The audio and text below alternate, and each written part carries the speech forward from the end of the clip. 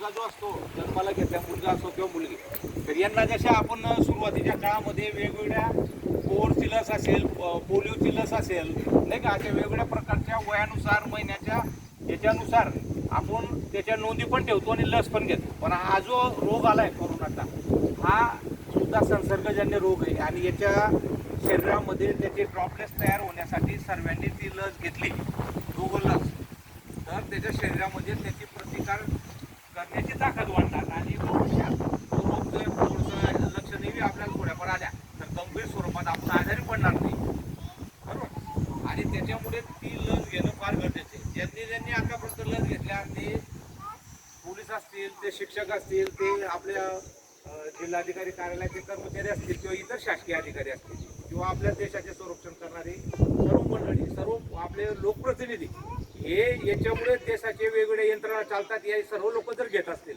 मग आपण सामान्य माणसं, शासन आपल्या कल्याणासाठीच करतं. आता रेशनमध्ये आपल्याला मोफत मिळतंय का नाही अन्नधान्य, आता त्यांचं काम कशामुळे वाढलेलं आहे की बुवा लोकांना रोजगार नाही, सध्या कामधंदे नाही का. मग ते कोणाचं काम वाढलेलं आहे? सरकारचं काम वाढलं ना. आता रेशन त्यांना जे 3 रुपये 4 रुपये किलो देत होते ते सुद्धा त्यांना फ्री मध्ये द्यावं लागतंय. ताण कोणावर पडतोय? तो सरकारवर पडतोय की नाही.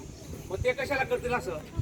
त्यांना उलट हे संकट कसं दूर होईल, संकट कसं दूर होईल यासाठी ते प्रयत्न करतायत. यासाठी आपल्या अंगणवाडीचाही प्रयत्न करते, आशाताई वर्कर प्रयत्न करतायत, आपल्या प्राथमिक आरोग्य केंद्राचे कर्मचारी प्रयत्न करतायत, शिक्षक लोक प्रयत्न करतायत की जेणेकरून आपण जागृत व्हावं आणि आपल्या घरामध्ये आता मुलांना सुद्धा काळजी घ्यायला सांगितली. 3री लाट जी आहे त्याच्यामध्ये मुलांना सुद्धा काळजी घ्यायला सांगितली किंवा मुलांना सुद्धा हा आजार भविष्यात होऊ शकतो, म्हणून आपल्या मुलांना सुद्धा आपल्याला काळजी घ्यायची. याच्यामध्ये साधारण साबण सुद्धा आम्ही देतोय तुम्हाला.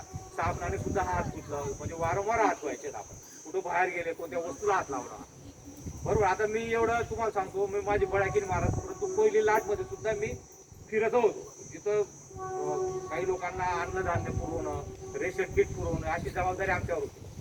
परंतु भगवानच्या कृपेने मला लागणं झाले.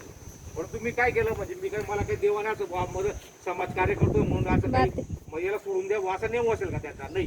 तर मी काळजी घेत होतो. माझ्या बघा तुम्ही गाडीत जा, सर्व 4 कोपऱ्यांमध्ये सॅनिटायझर जे लिक्विड टाकतात हात स्वच्छ करण्यासाठी ते सुद्धा आहे, ते सुद्धा आम्ही तुम्हाला देतोय. तर हे लिक्विड मी वापरायचो.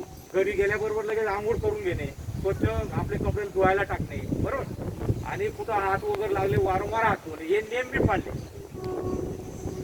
बरोबर. आणि मास्क कायम राहिला माझा, मास्क मी कधीच काढला नाही बाहेर. तर हे सर्व नियम तुम्ही पण पाळले. ज्या लोकांनी नियम पाळले त्यांना नाही झाला आणि ज्यांनी काही होत नाही, करोना आम्हाला होतं नाही, खेड्यात थोडी येतो, मोठ्या माणसांचा आजार आहे अशा जे गैरसमज केले त्यांनी मात्र तो लावून घेतला. ते खेड्यात पण आला, जे बोलणारे होते त्यांना पण ते शांत होऊन गेले. इतकी वाईट परिस्थिती करोनाच्या काळात झालेली. म्हणून सर्वांना विनंती आहे की असे गैरसमज, वेगवेगळे जे लसीकरणाबाबत सुद्धा आता गैरसमज आहेत, शासन हे आपल्याला वाचवण्यासाठी असतं, शासन आपल्या कल्याणासाठी